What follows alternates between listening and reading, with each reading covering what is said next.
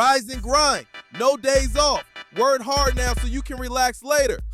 But what if I told you this mindset that's supposed to make you successful is the same one quietly making people mistake busyness for progress and exhaustion for success? Hustle culture is the idea that your worth comes from how much you work, that success only belongs to those who grind 24/7. It sounds motivational until you realize it trains people to feel guilty for resting, ashamed for being human, and addicted to being busy. A 2019 study from the University of North Carolina found that people who link self-worth to productivity experience higher anxiety, sleep problems, and emotional exhaustion. Translation, the grind mindset rewires your brain to feel worthless unless you're working. Now here's the trap. Hustle culture promises freedom. Work now, enjoy later. But for many, later never comes. You start with passion, then come to 12-hour days. Then your social life disappears. Then you sleep. Then you wake up one day realizing your body's tired, your brain's foggy, and the work doesn't even feel good anymore. Look at Elon Musk's early days, 120-hour work weeks at Tesla. Even he admitted it was not healthy and not recommended.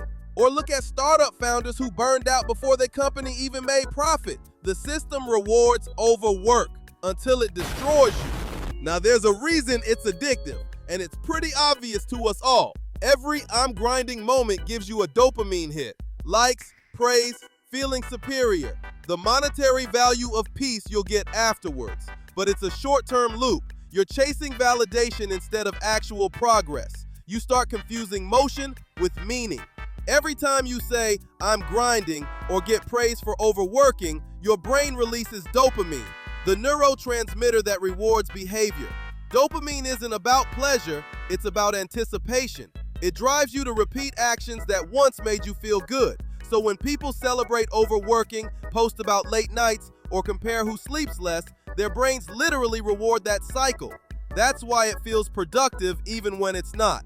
Your brain confuses effort with progress, what psychologists call the effort heuristic, the belief that more effort automatically means better results. But research from Harvard Business Review and UC Berkeley shows the opposite.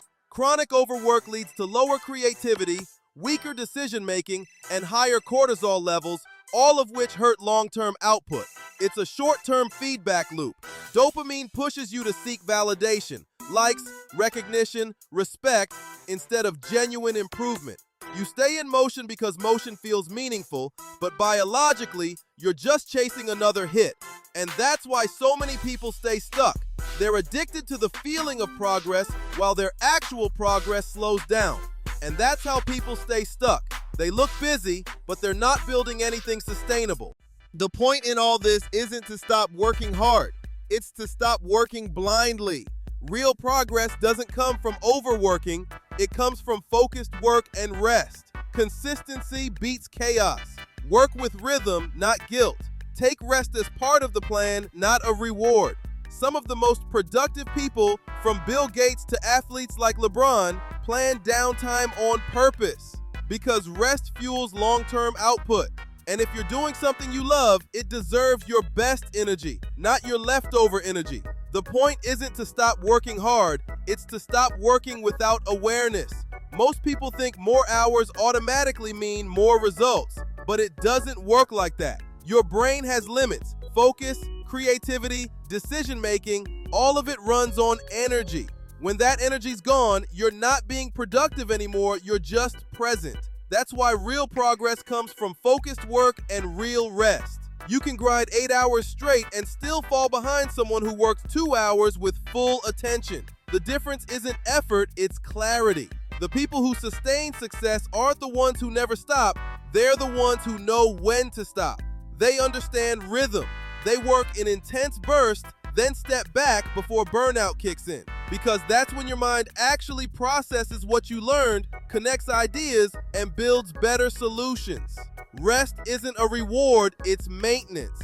Just like you don't run a car nonstop and expect it to last, you can't run yourself nonstop and expect to perform. The smartest people treat downtime like part of the job. They recover with intention, not guilt. And if you're doing something you love, it deserves your best energy, not what's left at the end of the day. You don't win by pushing harder than everyone else.